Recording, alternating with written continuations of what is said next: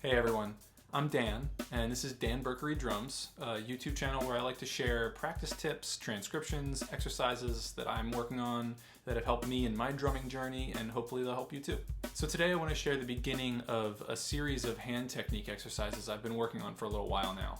I like to think of these exercises as mechanics exercises, since they aim to kind of dial in the underlying mechanics of very simple strokes that we use every day. In this first video, we'll take a look at the underlying mechanics of a single stroke roll and a lesser known strategy that I've been using to develop this stroke. For starters, let's play a slow single stroke roll. What happens if we remove our left hand?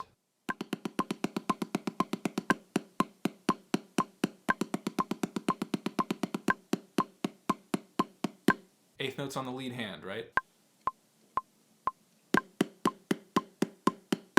These are the underlying mechanics of the lead hand inside the single stroke roll. Now I'll play a common single stroke check pattern, and if you've ever marched in a drum line, this will be a very familiar exercise for you.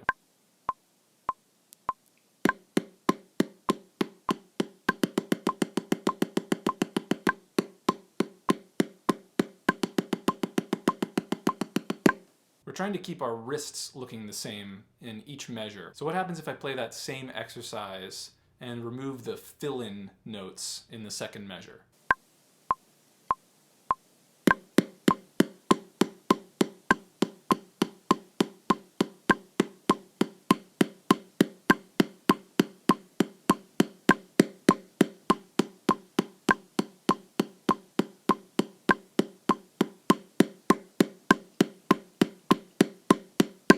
So theoretically, if my lead hand can play eighth notes at 180 beats per minute, then I should be able to play single stroke 16th notes at 180 beats per minute, because the lead hand mechanics are the same.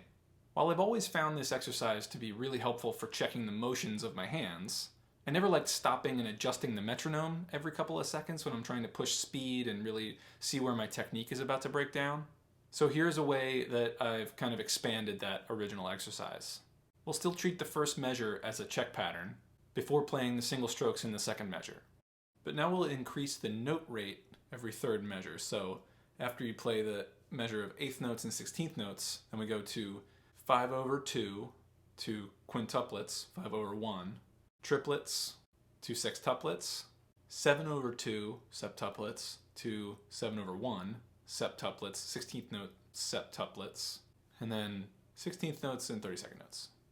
The internal mechanics of the single stroke roll don't change regardless of the rate that we play. So when we play fives and you play 5/2, it should be just as relaxed and released in your hands as it is when you're playing eighth notes to 16th notes. So 5/2, the next measure filling in is going to look exactly the same if you remove the left hand. So play 5/2, play the second measure without the left hand, it's still 5/2. 7/2, play the first measure, right hand, left hand, and then we're staying on the left hand. If you didn't play the right hand in that second measure, we're still just playing 7/2 for the entire measure. It's much easier to just see it than it is to describe it, but I wanted to say it out loud so that I said it out loud. It's the same concept as the original exercise. We're just now introducing fives and sevens and triplets to challenge our perception of relaxation as we get faster. Sometimes when you tick the metronome a little quicker, you can just start to tense up the tiniest bit just to be able to make it to 180, 185 or something. What this exercise did for me was made me realize where exactly my technique was breaking down so that I could go reverse engineer everything leading up to it. There's a common rudimental exercise where you do slow to fast to slow. And I gotta be honest, I've never really gotten much out of that exercise because you never have to play rudiments, at least in drum set music, at least in stuff that I've played as a professional. I haven't really had to play something from 40 beats per minute as fast as I possibly can back to 40 beats per minute. It's just not common in real music making, but that concept of understanding where your technique breaks down is super helpful when you're practicing. So how can you make everything related to the quarter note? that was what I was trying to do when I started doing exercises like this. I didn't want anything to be unrelated to the original quarter note. So that's why the table of time stuff is so helpful, because you never lose your sense of the quarter note. And in real music making, you always want to know where the quarter note is. I like to practice this exercise in 2 to 4 measure chunks before I put the whole thing together, just so that I can really nail the transitions between 5s and 6s, 6s and 7s, etc.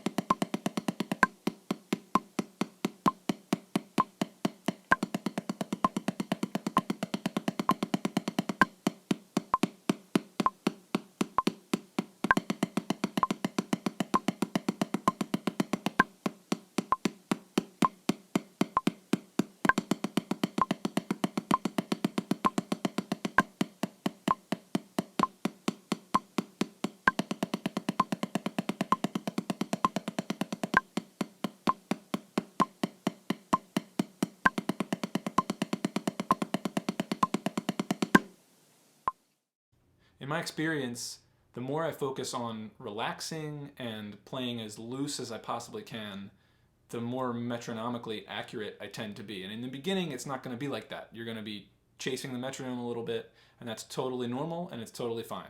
Finally, here's a full playthrough of the exercise going up and down the table of time. Start anywhere from quarter note equals 50 to 100.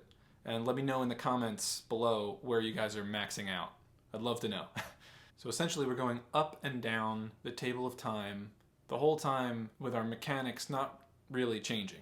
Our hand is just closing a little bit more the faster we're playing.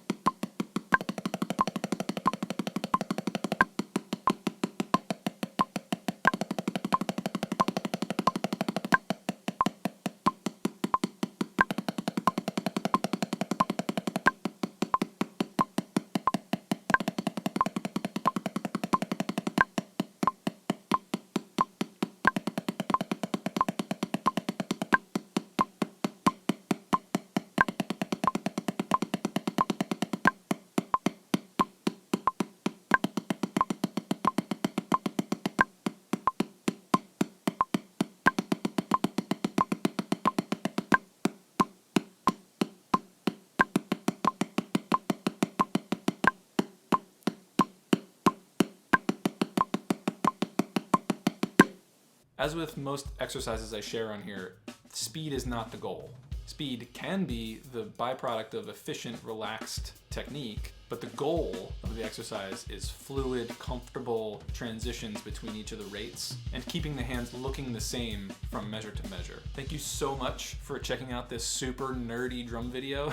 For more content like this, be sure to subscribe and hit that notification bell so you're the first to be notified when a new video gets released.